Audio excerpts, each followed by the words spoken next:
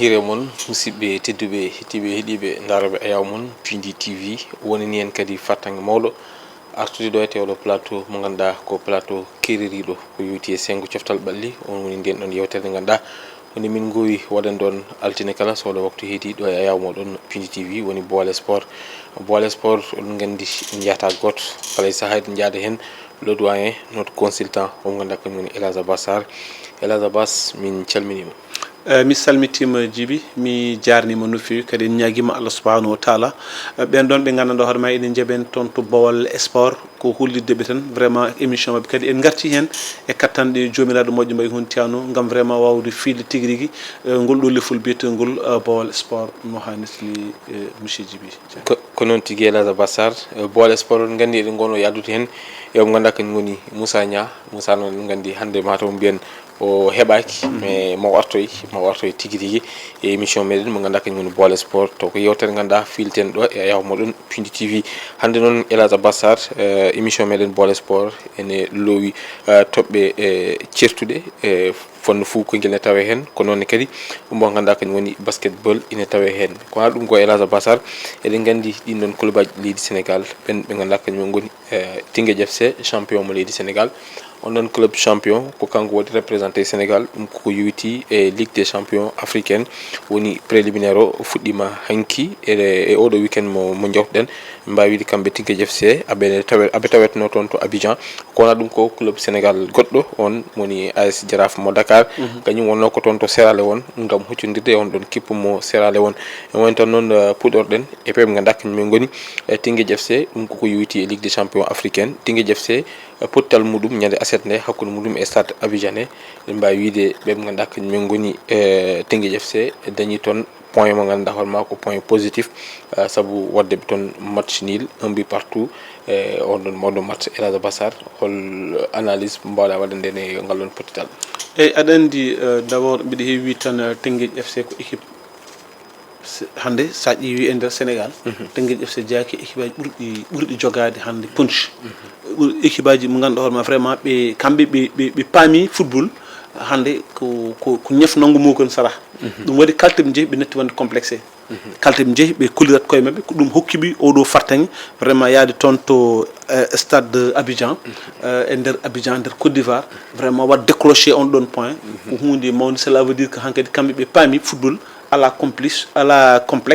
ala hulde ala ɗum ɗo ko a ɓorot paɗma kaɓɓa ha tiiɗa et puis sa nati terrain mbaɗa poɗɗa ko wadde keeɓa résultat donc ɗum noon rokkiɓe ɗo déjà d' ailleurs sa yiiwi match o eno kamɓe koye maɓɓe mbawno dañde victoire par rapport e par ce que mbawno wadde remonté haaɓe saabu ɗum ko à la dernière minute ɓe ganduɗa kañumen goni e stade Abidjan waɗi égalise on ɗon match ko wona ɗum ko eɗen gandi match retour o wonata ko ɗo e lamorgo men Sénégal mbiyen ɗum on match voilà prévu ko toon to stade Lat Dior mo Thiès. hol darde nde ɓe ganduɗa kañum goni Teungueth FC foti darade e on ɗon match retour mo ganduɗa ko une qualification ene fada hen aɗa andi Djiby aɗa andi kamɓe mbe sikki mataw ɓe jangguintaki holko para wawde wadde donc kamɓe déjà ɓe jii ɓe jalti ɓe ɗessi dañde polgu bon Allah waɗi kadi retour nen ara ko ɗo e wuuro mabɓe donc adi adi foof d' abord ko tinnade ɓeydade effort mais également aussi que ɓe mbaɗa feere ko par exemple les supporters là gara toon par ce que ay supporters wonko waɗata e joueur ganduɗa hoorema ina waɗa ɗum motivé no fewi bon kadi laamu ngu kadi wallateɓe surtout côté moyen e gueɗe mbaɗ noon par ce que moyen mission égale à moyen Djiby mission égale à moyen kala kan jiiɗa e aduna tan surtout côté football kala ko hen ko rewi lawol tan ha yuɓɓi a faami moyen tawa ay président à l'époque président Macky Sall no wonan ɗo sa yi coupe dañƴen ɗi ƴettude foof ko moyen ji mbaɗa hen ha timmi fédération hokkam moyen ha timmi voilà wawi wadde no wawi wadde golle mum no hannirtinede kono ɗum ko ngal ɗon pottal Elhadj Abass Sarr beele cikkuɗa so tawi ngal nawanom stade Abdoulaye Wade mo Diamniadio est ce que wona toon ɓuuri par ce que nde so ƴeewi hande Teungueth FC ko ɗo e lamorgo ngo mbiyeten kadi aɓe ko équipe mo ganduɗa hoorema équipe joguiɗo caggal mbawi ɗum jogui supporteur uji tigui no hannirtinete so tawi no match o waɗanoma ɗon stade Abdoulaye Wade beele ɓurtano e Teungueth naɓe kadi mobilisation kadi ha ɓeydo hewde. si ɓuurat bien sûr ɓuurat laabi temedere déjà infrastructure ji gona gotum an stade Abdoulaye Wade hande presque sa ƴeewi e nder Afrique en famɗi en ɗuminde fami jogui ɗum ɗo wadde noon so tawi comme par exemple a nawama toon déjà an a mawninama kadi a dañi caggal te kadi so supporteur ɗi kadi ɓeydima arde kadi ko doole ko forcing mawɗo quoi kadi stade o kadi woni kadi koye zone mabɓe kadi oui ko forcing mawɗo nden kadi mabɓe ɓuranno dañde fartaŋ walla doole ni ɗo ganduɗa hoorema kala mo ala doole yaade Thiès ma yaa toon waɗa wadde mobilisé supporteur uji mbawa arde aussi mbaɗaɓe galvanidé poussé saabu ɗum so tawi en ƴeewi ko kamɓe goni équipe Sénégal club Sénégal cakkitiɗo yaade phase des poules ɗum koko yowiti e ligue des champions africaine gandi ɗum kadi aɓene goni wadde golle patam lame kadi on ɗon club ko ngabbi ligue 2 woni ligue 1 ha fewde hande ɓuurani duuɓi sappo mais omon waɗani wadde liggeyɗi golle ɗe ganduɗa hoorema ko golle baɗɗe remarquable ɗum ko mbiyatmi ko souvent a yani hay somi rokki exemple tan dokkatmi exemple ke hayo des agnam sa yi ɗiɗo remonté ji ɗi mbaɗata a anda tigui football natti wonde fijirde ɗo e Sénégal football wonti yimɓe ɓe paami football il faut ya rokku ɗum hoorema rek ya waɗ investir dokka ɗum hoorema ha timma kañum artema c'est exactement ça tigui rigui ɓeɓe ganduɗa kañum goni Teungueth FC caggal nde ɓe mbaɗi on ɗon parcours remarquable woni on ɗon point positif mo ganduɗa ɓe keeɓi ɗum ɗon to Abidjan won woɓɓe ɓe ganduɗa kadi ko équipe woni équipe mo leydi Sénégal ɓe goni Jaraaf mo Dakar kañum wonno ko toon to Sierra Leone gam huccodirde on ɗon club mbiyeteɗo Est End Lyon mo Sierra Leone no wayno noon ko ɓe ganduɗa kañumen goni e club Médinois o woni Jaraaf ko kam dañi fartangue foldeɓe logol gotol e ndigga ala 75 minutes de jeu on biyeteɗo Souleymane Dione mo ganduɗa ko nouvelle recrue mo ko hikka o tawte on ɗon équipe mo Jaraaf mo Dakar anne aussi holno jiiruɗa o darde nde ganduɗa kañum woni AS Jaraaf darima ɗum e ngal ɗon pottal ha tengui kadi AS Jaraaf ko équipe mo ganduɗa hoorema ene wowi wadde ko waɗi dani par ce que ene wowti hankkadi compétition africaine aɗa andi AS Jaraaf kañum ko équipe mawɗo AS Jaraaf presque ɗesata wayde ɗo e Sénégal comme no Real wayni no Real wayni tan sa wi Real tan a gasni haala ko ɗon presque ɗon ƴewta hande équipe Jaraaf par ce que sa ƴeewi toute compétition confondue taw compétition ngaji championnat des clubs africains presque pratiquement Jaraaf waɗi ɗum ayi donc ɗum ɗo forani wona kawisi e mabɓe mais ɓuri en welde tan woni les nouvelles écrues manam ɗum woni ko gartanmi ko tout le temps rek mbiɗa arta mbiɗa wima e wonde hande football natti wonde wonti métier mo ganduɗa hoorema Sénégal c'est comme si ko joni woni famde exactement sa waɗi football tan football artema comme par exemple ayi Souleymane Dione oɗo il a marqué à la 75e minute mais c'est un ouf de soulagement un grand ouf de soulagement pour l'équipe et puis kadi que ɓeydat rokkude confiance waɗoɓe recruté goo ma ɓeyde ɗumin mais kadi watteɓe recruté ma ɓeyde kadi softude e tidde o sembiniɓe ɓeydade gollade gam aussi wawde dañde fartangue joude ɗi ɗon club aji mawɗi pourquoi pas même wadde représenté Sénégal ɗum ko yowti e phase de poule ɗum ko ganduɗa hoorema kañum woni club woni ɗin ɗon club aji africain mais ko wona ɗum ko en jii kadi e Jaraaf no mbirɗen ni ɓe goyi wadde ko waydani mais e match retour o holko foti wonde darde ɓe ganduɗa kañumen goni Jaraaf mobilisation manam mobilisation mawɗo aɗa andi yaade piya aɗa andi les matchs là c'est des matchs aller et retour ay yaade nde fii jaa aller au piya jaha aller piya firtani sa arti galma yaɗa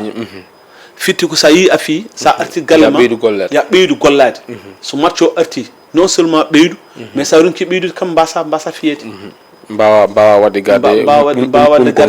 ɗum ɗo so wona ɗum a tellot walla kadi jomumen so marqué ma c'est nek aussi no wawi ɗumen alors ce qui fait que an joni non seulement an kamɓe joni yeɓe ɓeydu mais également yeɓe cembina encore les nouveaux recrues surtout ɓe dokka ɗumen doole ay les nouveaux recrues là manam so tawi mi faami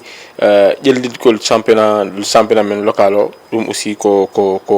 hunde nde ganduɗa eɗen poti wattude hen dirigeant ji meɗen poti wattude fédération men noon foti ɗum woni a yani nden à l'époque oɗo ko noon wiyatno oyi football équipe nationale so moƴƴi tan club aji peewi donc enen club aji pewata ko championnat ji men feew championnat ji fewata ko nawetanuji men feew a fami nawetanuji noon fewnata ɗum kadi ko ittude violence mais aussi hélas nawetanuji ɗi mbeɗa wona popularité gonɗo e nawetanuji on popularité ala e championnat local o aussi est ce que aɗa holko cikɗa on probléme o nawetanuji ɓuuri ɓallade population ngaji donc ko ɗum nawetanuji aɗa nawetan ko hokki ko ɗum inde nawet aɗa nawet déjà ko ndungu tawat peut-être liggéeyaji ngala vacances yimɓen est-ce que ɓe goni vacances uji e nandi hen donc engouement e saf gonɗo e nawetan on ala championnat o mais noon mais ɗum fof fonno wonde ko liggéey fédération ay fédération ngaji et les ODCAV et les ORCAV les ONCAV ɓen ponno rendinde juuɗe men liggéey baɗɗam lamyeju a faami mo ganduɗa hoore ma kala ko una e nawetanuji taw yuppoyte ko championnat o tigui rigui Elage Bassar nden ɗon toɓɓere eɗen mbawi sen mbawata wiide eɗen jumno e nden ɗon toɓɓere wotere sabu ɗum en jogui toɓɓe goɗɗe kadi ko yewti e alhaali woni fugu koyguel walla ni mbiyen alhaali coftal ɓalli e mbadi ɗum kuftidindi Elage Bassar en mbaɗa diwal walla mbaɗen taɓal anda ko Alimata Dia en ɗuɓalen avion ngel ɓooli joni ɓe natti jogade avion o ɓe ɗuɓen avion mabɓe o jehen caggal leydi ɓe anda holno mbatten eɗen gandi omo ganduɗa kañum woni Carlo Ancelotti ko kanko woni keblowo hono on kippo mo Real Madrid Carlo Ancelotti noon so tawi a yi en cuɓɓima Carlo Ancelotti gam wawde wadde makko yewtide makko won gueɗe ganduɗa hoorema golle pattam lame kanko Carlo Ancelotti mono woni e wadde ɗum e on ɗon club mo ganduɗa kañum woni club Madrid Lion woni Real Madrid déjà ko deux passages woni ko waɗi e Real Madrid en mbawi wiide premier acte o wonno ko 2014 o ummi ɗon après o fayi toon to Paris Saint-Germain après o ummi Paris o arti toon to Real Madrid mais so tawi waɗama comparé ɗin ɗon acte 1 et acte 2 woni premier passage makko e deuxième passage makko foof mono waɗa wadde gueɗe pattam lamiji woni 14 titres ɗi ganduɗa hoorema kanko Carlo Ancelotti o ƴetti ɗum toon to Real Madrid ko cikkuɗa addi ɗum ɗon ko stabilité makko toon to Real Madrid walla ko ganduɗa hoore makko kañum woni e continuité mo ganduɗa kanko Carlo Ancelotti o fuɗɗinomo ɗum saabu ɗum en jii Carlo Ancelotti ko kanko wonno entraîneur titulaire Real Madrid ko adi komo yaha ummo toon Real omo yaha toon to Paris wonno addition makko mo ganduɗa kañum woni Zidane caggal nde o yeehi ko Zidane jokkiɗen ɗon golle ɗe o gollatno o arti kadi o ƴettiti kadi réunion an holno jiiruɗa kanko gollagal makko toon to Real Madrid e ɗiɗo trophée ɗi ganduɗa o rendini ɗum ko interne sappo e trophée e aɗa andi kanko Carlos Ancelotti aɗa andi o hawri équipe moƴƴo Real hande Real guila wiya Real ko Real guila wiya Real ko équipe coupe kala jagguɗo ɗum hayso an tu bien hayso an totta Real non je te jure hayso an totta Real a famille c'est sûr et certain ma wadde des résultats c'est vrai Carlo Ancelotti ko kaƴƴelin ko bawɗo heblo a famille kadi omo jogui responsabilité aɗa andi neɗɗo saɗa waɗa hunde yataw aɗa andan ɗum aɗa jogui responsabilité aussi ɗum ɗon foof omo jogui ɗum mais o hawri kadi équipe coupe aɗa en waɗi équipe aji ko chance beele wona continuité o golle ɗo fuɗɗino Zidane wonno adjoint makko o yeehi o acci o ummi ɗon Zidane ari continue ɗen ɗon golle o yeehi o artoyi kadi o ƴettiti ko ƴettiɗen ɗon golle mbe o ƴetti ɗum beele wona continuité aɗen sa waɗi remonté avant Zidane en Zidane kay ari joué Real nden o wonan entraîneur nden taw ko Ancelotti wona kañum jigno Real on sa mais nden Real en ƴettanno coupuji ɗum woni ko jimami ko wi jimi wi tan c'est vrai kanko waɗi entamé liggéey baɗɗo fayde e Real o hokki ɗumen départ moƴƴo par ce que kala mbo jogui so Allah en ɗumini min jimi tan mata o jogui ko waɗani résultat ji est ce que wona Paris ko Paris tan o rewi tan o waɗani par ce que ala résultat ji sa ƴeewi aussi toon to Milan AC o ƴetti toon deux coupe de Ligue des Champions Paris nan ɗon sona championnat sona championnat local ko ɗum woni tan ko ƴetti d'ailleurs ça kanko Carlo Ancelotti kanko woni l'entraîneur le plus titré à l'histoire de Ligue des Champions sabu omo jogui kanko goto omo jogui 5 Ligue des Champions mo ganduɗa o ƴetti ɗum e deux clubs différents o ƴetti ɗum toon to Milan AC 2 fois à 2 reprises o ƴetti toon to Real Madrid à 3 reprises kanko Carlo Ancelotti donc noon ɗen ɗon golle ɗe ganduɗa omono woni e wadde ɗum e on ɗon kippe mo ganduɗa kippe Real Madrid Real noon en jii kadi kamɓe Real hanki portal mabɓe hanki ɗum ko yewti e début championnat guddegol championnat o mais Real en mbawi wiide début rewde à côté e aɗen Real souvent ko noon heewi wadde souvent les débuts eɓe saɗa wawde kono keɓɗaniɓe kono eɓe saɗa wawde keɓɗaniɓe kono soɓe guirnitima nana andata ɓe guirnitima soɓe guirnitima nana andata ɓe guirnitima te surtout noon woto jeeya jetɗen e wiide yo no ƴetta coupe mais regarde comment l'équipe Real elle est chanceuse ko équipe baɗa chance kewɗo chance en toute sincérité mi anda noon hol ko woni secret mabɓe réellement mi anda mais mbeɗen kam équipe ɓurataɓe jogade chance. Donc secret Real est ce qu'on a longévité mo ganduɗa kañum woni Carlo Ancelotti waɗi ɗum toon to Real Madrid bon eɗen mbawi wiide guila 2014 ha joni ko c'est le même travail ko ɗen golle ɗe o fuɗɗino ko ndin maadi Zidane ari lalti kanko mo ari kadi woni pentirde est ce qu'on a ɗum non woni ɗon eyyi ko en wawi sa winama aɗa wiide noon kono kam ko ɓuuri ko labde tan woni équipe Real kam ko équipe les débuts de omo ganduɗa kañum woni Kylian Mbappé mo ganduɗa fadanoma no fewi toon to Real Madrid holno jiiɗɗamo kanko noon si e aɗa Mbappé kañum ko bon en fait je peux dire ko ɗisi maytoje tan ko ala o ƴetti kuɓuji kay to paɗi ke o ƴetti toon kuɓuji mbeɗa ko une trophée européenne woni ko ƴettaɗo mais paɗi ke o ƴetti toon kuɓuji o woni champion de France avec Monaco o ari paɗi ke o ƴetti toon kuɓuji hélas taw ɗisi mayde ala mi faama pour que mi anda ɗum ɓay non c'est à dire o tampi won championnat mo ganduɗa hoorema a fammi pour tan aya oɗo coupe mo super coupe d'Europe d' ailleurs même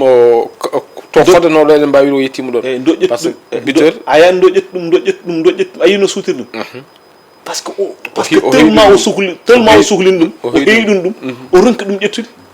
ala fof ɗo rewano ronki ɗum ƴetti kono ay ndo ari Real o ƴetti onno Real ko équipe joni noon o naati ça veut dire que jiɗumen kadi o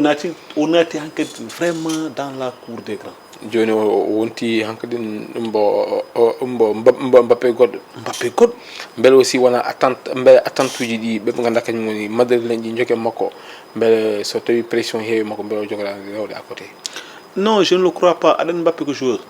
Mbappé vraiment en toute sincérité sadi haala gonga tan ko joueur par ce que ko joguiɗo vision surtout écran uji te kadi ɗum tan sohlay est ce qu'il est prêt mentalement pour assumer moi j'en suis très persuadé que mentalement physiquement moralement il est prêt réellement pression de aɗandi c'est vrai aɗandi Real aɗandi joueur mi haalino ɗum ñanden ɗo mbimi joueur addanta ɗum caɗele tan ko wasde hokkede temps de jeu mais concurrence aussi no waɗi rude toon de même concurrence no wawi sifrade foof e nder ɗum ɗo ay équipe un grand joueur saɗa yiɗi tan andude tan talent mum dëgg rokku ɗum temps de jeu sans un grand joueur mais le Real Madrid waɗi prévenir a ƴettude Ligue des Champions kanko joni so tawi o ari so hollitama hoore makko no foti hollirde ni beele wona ban o gaynata ɗum woni ko mbimami ko mbimi kanko chance makko walla ɗum ɗo makko entraîneur ɗum woni ɗon ganta un vrai entraîneur c'est à dire que l' entraîneur là o hokka joueur o temps de jeu manam ay joueur joni comme par exemple ne heewi ko waɗata ko ɗum ko wayno comme par exemple notre entraîneur là gadda joueur joɗɗina ɗum e banc de touche ha guila ɗo yiɗanno jour ha natta yidde jour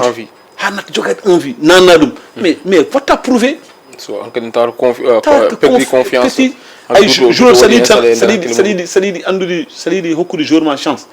a rokkat ɗum temps de jeu jogoɗa e mum kadi confiance kollita ɗum min mbeɗa joguema confiance mbeɗa hoolima ko cohlimi ko an foti ko cohlimi ko an foti ɗum wadde waɗnam ɗum totta ɗum temps de jeu voilà après Real Madrid ko hoddiɓe mabɓe FC Barcelone Barça waɗi kañum waɗi bien débuté championnat muɗum on ɗon pottiɗgal ɗon pottal ganduɗa ɓe pottino e Valence puis ɗum ko 2 buts contre 1 mais hélas eɗen mbawi wide Barça kañum ne won eɓɓore nde ganduɗa Barça ne woni waɗɗum ne woni eɓɓude ɗum saabu ɗum on ɗon effectif jeune mo ganduɗa hande so tawi ƴeewi e ɓen ɗon waɗnoɓe ɓen wonnoɓe titulaire on ɗon match mo ganduɗa contre Valence sa ƴeewi hen 5 ɓe ganduɗa duuɓi men ɓuurani duuɓi nogas ɗiɗi manam entre 17 ans 20 ans ko ɓurɗo hen duuɓi ko 22 ans dañi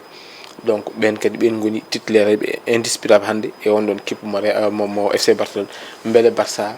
ala et surtout ma o ganduɗa kañum woni Flick le nouveau entraîneur de FC Barcelone beele ala eɓɓore nde ganduɗa hoorema omum wadde ɗum omoni wadde ɗum préparé eyyi mais une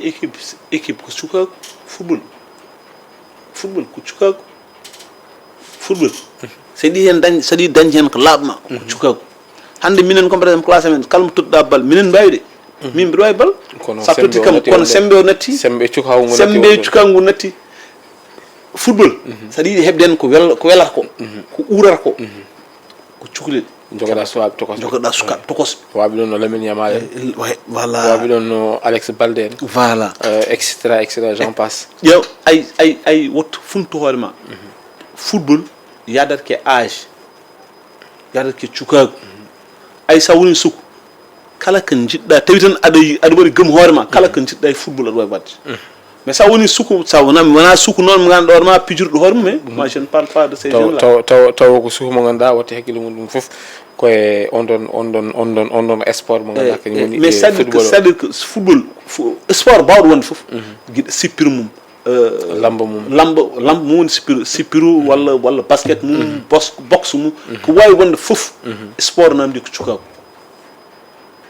plus kala équipe ɓurɗomo jogade des jeunes ɓurma jogade avenir cuhaw ngo aussi Barça jogui avenir he cuhaw ngo aussi des fois en namdi expérience de bien sûr en namdi expérience mais aɗa andi ko wadde cuisine ko ɗum cuisine interne manam ay a woppta nayeɓe fof jaaha laaɓa d'ailleurs même so tawi a ƴeewi on ɗon équipe FC Barcelone gonga eɗen mbawi en waɗi sukaɓe mais aussi en waɗi mawɓe ɓe ganduɗa o mo ganduɗa hande ko Lewandowski mo ganduɗa dañi fartangue wadde doublé et d'ailleurs même premier mbi ko mo ganduɗa kañum woni Lamine Yamal ko suho itti ad liggi ha pari hokki mawɗo o wi ɗum da timmitini ɗum woni ko mbiyata noon ko mbimi football manam ko cuisine quoi manam a woppata nayeɓe ha laaɓa a faami par ce que expérience o nan ɗon won ganduɗa mais ene yiili force won ganduɗa en gadora ñamdu mais toujours eɗen mbaɗɗum e barmeji ɗi pour safnude ɗum c'est-à-dire que ay nayeɓe goppirtaɓe terrain o ko expérience sukaɓeɓe gadditaɓe terrain o ko doole donc la force plus l'expérience égale une équipe c'est égal à une équipe une bonne équipe ɗon daña différence o égal à une très bonne équipe ok donc eɗen e ngal ɗon puttal eɗen mbawi eɗen mbaɗata élage on tour d'Europe ko yowiti e ɗin ɗon championnat ji ɗi ganduɗa ko championnat européenne eɗen gandi potitɗe Europe kamɓe foof ɓe puɗɗima e oɗo weekend jawtuɗo d'ailleurs toon to Angleterre toon puɗɗortoɗen d' abord eɗen gandi premier journée o fuɗɗi ko guila ñande aljuma nde ɓeɓe ganduɗa kañum goni les Red Devils woni Manchester United kamɓe kuccinino e Fulham ko Manchester dañi fartangue folde Liverpool Momo Salah kañum aussi holliri hoore muɗum tigui rigui e on ɗon match mo ganduɗa kañum woni en étant buteur e on ɗon match mo ganduɗa ko Liverpool fettini ɗum ñande samedi Arsenal aussi mo ganduɗa kañum wonno dauphin o ɓeɓe ganduɗa kañum woni Manchester City e saison jawtuɗo Arsenal kañumne holliri hoore muɗum tigui rigui mais club mo ganduɗa waɗi recruté hikka mais d'abord waɗi peine à wadde bien démarré on ɗon première journée woni ɓeɓe ganduɗa kañum woni Everton mo Idrissa Gana Gueye e Everton e o mo ganduɗa kañum woni Iliman Ndiaye Everton kañum koko fiya e nder dingiral muɗum loggi tati e ndigga taw waɗi ko wayno noon ko ɓeɓe ganduɗa kañum goni ɓeɓe ganduɗa kañum goni Brighton mais aussi ko wona ɗum ko en jii pottiɗɗe e jokki yanoɓe de deuxième division garti e première division toon to Angleterre mais no puɗɗori ni fewani saabu ɗum ɓe ganduɗa kañum goni Newcastle ko kam jaɓɓino kipo mo ganduɗa kañum goni Southampton ko Newcastle foliɓe gotel e ndigga ɓeɓe ganduɗa kañum goni Nottingham Forest kañum huccidirno e Bournemouth ko ɗekki gotel West Ham huccinno koye ɓeɓe ganduɗa kañum goni Aston Villa fiɓe nder dingiral mabɓe ɗiɗi e gotel kadi pottal ngal ganduɗa hanki fodanoma toon to Angleterre woni pottal hakkude Manchester City jaafoɗon e Chelsea mo ganduɗa début saison rawane ɓe dañino début saison moƴƴo seeɗa e nder muɗum ɓe dañi des difficultés mais fin de saison o kadi ɓe mbaɗi battre haɓe naati e top 6 mo ganduɗa kañum woni toon to championnat mo Angleterre mais ɓe jii holno Chelsea fuɗɗori e ɗeɗe caɗele ganduɗa Chelsea ne wuuri ɗum oɗo saaha joni e ɗiɗo recrutement ji ɗi ganduɗa Chelsea ne waɗi ɗum recruté to nani joueur foof yaaha soora adda e on effectif mo ganduɗa Chelsea ene jogui ɗum holko jogori wonde hol darde Chelsea jogui foti darade so tawi jiiɗa wadde relégué e aɗa andi une équipe saahaji ene daña des difficultés daña caɗele eyyi ɗum ko gurdam équipe way noon quoi mais néanmoins so tawi tan en jogui des très bons dirigeants a faami ina wawi yaade ha yalta ɗum ɗon caɗele eyyi addanta équipe wone caɗele ronko yaltude tan ko wawi jogade dirigeant ji moƴƴi mais c'est en jogui des très bons dirigeants en jogui surtout hande Chelsea en gandi Chelsea c'est des très grandes équipes hande mais ittata quand même sahaji ina nguuru équipe fof mo jiiɗa ina wuuro caɗele kamɓe caɗele Chelsea eɗen mbawi fuɗɗi ko guila awɗo mo ganduɗa kañum Abramovich guila nde o ummi ɗo guila nde o natti wonde président club o guila nden caɗele eɗen mbawi ko ɗon caɗele Chelsea fuɗɗini ɗum kadi entraîneur uji kewɗi ndewi ɗon bon manque de stabilité to banggue entraîneur uji hay o mo ganduɗa kañum woni Pochettino kañum joguino Chelsea rawane kañumne aussi bon ene wawno heddade ɗon par ce que won projet mo ganduɗa eɓɓore nde ganduɗa o fuɗɗinoma ɗum te o dañi haw yeehi haw fuɗɗima dañi résultat mais finalement wotindi ko ittede joni ko goɗɗo lomtima ɗon ɗum noon fof aussi beele arani ɓeydude caɗele onon club non ko c'est-à-dire ɗum woni mbiyam ko c'est-à-dire sahaji aɗa yi équipe jogoto caɗele a faami jogo caɗele so ngoodi noon tawata en wawi taw ko hono fuɗɗito ɗo manam guiɗe dirigeant ji hay probléme fof kala façon probléme mo miijiɗa rek ina are équipe e so ari noon c'est des moments ganduɗa hoore maɗi moƴƴata ko équipe o taw ene jogui des esprits stable manam haqqillaji baɗɗi deeƴi taw kañumen hay dara dirtinta ɗumen a faami à chaque fois so ari rek ene gandi comment faire pour ha jalte on probléme comment faire ha jalte on probléme ɗum addanno jomum yaha ɓooya après waɗa stable mais tant que an joni comme par exemple a ala dirigeant ji moƴƴi a ala ɗum ɗo a ala kadi haqqillaji deeƴi mi wiyanima club o heɓta mbaddi mum avant walla wonta heɓta force muɗum mais tampat beele aussi yontani kala ko kewi foof so équipe dañi manque de résultat tan itte foof ɓakke entraîneur aussi eyyi ɗum woni kiiti entraîneur entraîneur so équipe fi entraîneur yeeji tati heewi yeeji tati so équipe fiyama entraîneur kañum fiya surtout so équipe woni dans des difficultés aussi ko entraîneur heewi joofede ɗum woni probléme entraîneur kañum probléme mum ɓurɗo mawnude o woni so fii en général heewi ko wullede jour uji pi mbaɗi ni jour uji kala markuɓe bitu walla ɗumen kañumen keewi wullede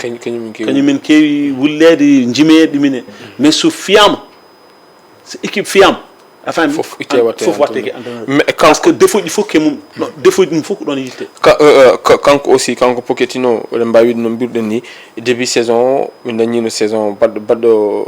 mbo ɓe puɗɗinum no fewiri e nder mum dañi des difficultés mais sakket championnat o ɓe dartimo tigui rigui gonnoɗo 11e place arti ha 10e 9e ne reɓa ha wonti 6e ha men waɗi gagné une place européenne beele kamɓe dirigeant Chelsea ɓe patan accudemo ɗon kanko omo ganduɗa kañum woni Pochettino wawa jokkude ɗen ɗon golle confiance o kadi wawa ɗumninde équipe he souvent aɗa souvent ko addata ɗum ko adversité c'est à dire que adversité personnelle en général mi nandiranema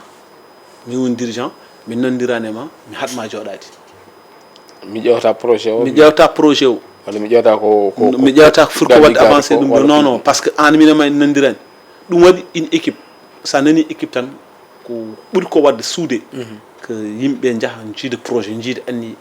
jiida yidde jiida yiyande des fois aɗa rendini yimɓe taw jiidani ɗum ɗo ɗum addata caɗele holko foti wonde darde mabɓe pour ɓe mbawa wadde maintenir mbasa dañde difficulté pour ko wadde stable ɓayde déjà eɓen ndeɓa ko wadde yiilade des esprits stable manam haqqillaji deeƴi haqqillaji ɗi ganduɗa hoore ma ɗi eɓe en fait taw gona dalƴoji quoi par ce que haqqille so dalƴi rek addantama ko yiiliyade goɗɗum ka jeeyani eɗen mbawi ko premier test wonno pour wonande les Blues de Chelsea e on ɗon match saabu ɗum kadi ko certes ko défaite mais défaite ele mal ene muusi wadde avalé une défaite mais quand même ko gaari mawdi aussi ɓe kawruno woni les champions en titre woni ɓe ganduɗa ko goni Manchester City donc Elhadj Abbas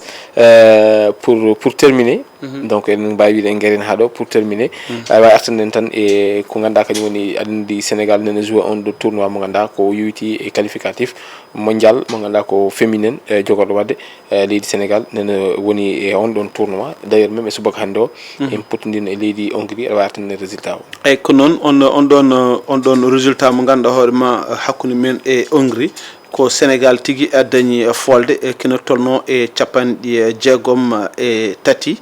kamɓe Hongrie ɓe dañi capanɗe jeegom e goho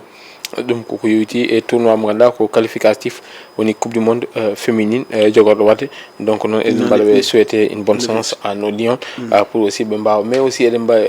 ɗiɗo oɗo dumunno foof eɗen mbawi ɗiɗo du foof Sénégal ɗum jogui caɗele ha tingɗon e on ɗon équipe mo ganduɗa hoorema équipe féminine basket o ma en gartoy ɗo ede après mbawen tigui rigui yañade c'est vrai aɗa andi bon ko noon ma en gartoy hen mais aɗa andi ko ɗum woni ko souvent kemi ko wiide aɗa andi enen en kewani yiide probléme mbiyen enen cafta ɗum kewɗen accude probléme o wona ha bona en gaccat omo reeɓa haw bono so boni après mbiyen en keɓɓito eyyi ɗum woni probléme meɗen ay probléme ɗo ko ɗon probléme réglé en même temps deglen ɗum pour une bonne fois une bonne fois so tawi andama ko entraîneur jogui probléme yo entraîneur itti tawi andama ko président fédération tawi andama ko jour uji tawi andama won caɗele gonɗa kono jour uji ɗum ɗon foof c'est vite fait yo réglé so réglama gassi après ɗumen mais sa woppi won e redde après ɗo boniyat ɗo atti heɓɓat ɗum sattat nde boni fof tawata hankkadin ko non heɓɓat ɗum sattat ok voilà Elhadj Abassar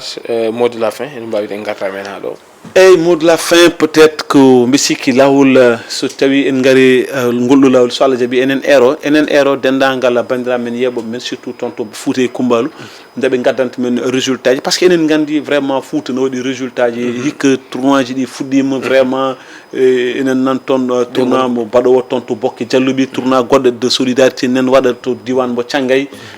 bon donc ɗin ɗon tournoi ji vraiment enen jiiɗi ɓe gaddan men résultat ji mbaɗa ɓayinen ɗum par ce que enen ko ɓayinten ko résultat ɓayinten ɗi min sundu ko sagam ɓayinde résultat ji Fouta ɗi ɓuurnima parce que vraiment enen jiɗɗen ko kamɓe Foutankoɓe ɓe nane ɓe jiiye ɓe peeña e nokkuji ɗi vraiment beela kadi ɓe mbayno hayo des agnam parce que hayo des agnam que je félicite e kadi ñaganadeɓe Allah ndo Allah junnata balɗe mabɓe semminaɓe kadi enen ñaago Foutankoɓe ɓe kadi yo mbat investir e sport yo mbat investir e sport sport o wonti han kadi fonnu mo ganduɗa hoorema vraiment ene heewi gartam yimɓe tinno ɓe mbaɗa hen investir surtout football to banggue terrain ji mum banggue infrastructure ji en grosso modo to banggue également wallide sukaɓeɓe no natiri sport o par ce que sport ene moƴƴi haqqille Djiby Dieng ay sport ko jiita ko saɗa waɗa ɗum pratiqué en hannirta ni gueɗe kewɗe a renata ɗum mais sa watta ɗum pratiqué bon mais sport mais ɗum ɗon foof noon ko moyen ji namdi donc enen ñaago bandira Foutankoɓe ɗumen mais également surtout Djiby mbeɗen ñaago Foutankoɓe yoɓe ngar ɓe mbaɗa sponsorisé oɗo émission ɓe garat yoɓe ngar ɓe mbaɗa sponsorisé oɗo émission maɓe gar sport ma en gaddu e sponsor inchallah Elhadj Abassar ngar parce que nous on veut vraiment même yana des même au Fouta yana des ene jogui des boutiques marketing mais no jogui ɗum ɗo jeeɓe gaddu on nani onon sponsor uji ɗi on nani Elhadj Abassar yon gar temboɗen on garat inchallah mo on gar Elhadj donc Allah jarama a jarama eɗen mbawi wiide en gartama hen ha ɗo mais ko adi keɗen mbaɗa terminé hono ndeɗo yewtere walla mbiyen oɗo émission mo ganduɗa kañum woni Boole Sport ko hokkude on tan programme woni chronogramme mo tournoi mo ganduɗa hoorema ko tournoi biyeteɗo tournoi de l'América woni jafoɗon tournoi de MJK noon ko club walla mbiyen ko fedde nde ganduɗa rentini ko sukaɓe Kanel naɓe kamɓe noon ɓe mbaɗi tournoi mo ganduɗa hoorema tournoi o rentini ko dendagal ASC ji tawatiɗi toon to Kanel en mbawi wiide match uji ɗi ma puɗɗima ni e ñalawma hannde o oɗo saaha ko ɓoyano ko ɓe mo ganduɗa kañum woni ASC Lawa ko kam huccodirno ASC Bordeaux résultat o noon ma en gartoy hen ko wona ɗum ko ñalawma janggo woni talata janggo ɓe mo ganduɗa kañum woni Almadi ma huccodir ASC Belal Hoha kañum huccodirta koye ASC Lawɓe ɗum ɗon noon wonata ko mercredi jeudi ɓe mo ganduɗa kañum woni Sayer kañum ma huccodir e Jamweli vendredi ASC Belal ma won hakkude muɗum e ASC Dental ɓe mo ganduɗa kañum men goni ñande samedi nde yirla huccodirta ko ASC Thielol dimanche Lawse ma won hakkude muɗum e ƴellitare